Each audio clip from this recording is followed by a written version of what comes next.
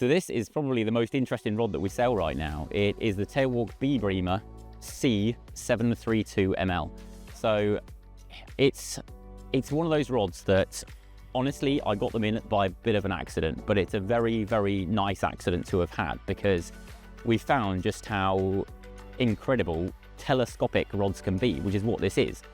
They're 7'3" in length. I got them in really thinking that, like the two-piece models that are in this range, that they'd be perfect potentially for the lighter end of our bass fishing around the estuaries and stuff like that. Also our wrasse fishing, and also because of the slightly shorter length and because of the slightly lighter rating as well, that as a freshwater predator rod, they could be incredibly good too, especially for zander and things like that.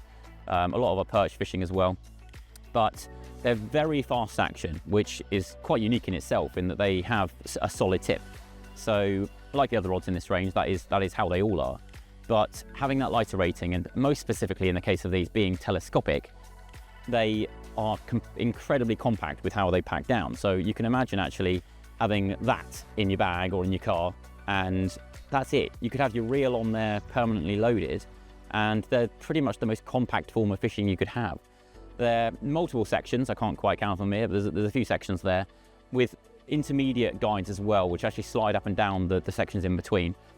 The mention of telescopic rods to a lot of people is going to be incredibly scary, especially considering that they're not cheap. But it's a trend that I'm seeing a lot now within a lot of the Japanese brands. Most of them are starting to do telescopic rods.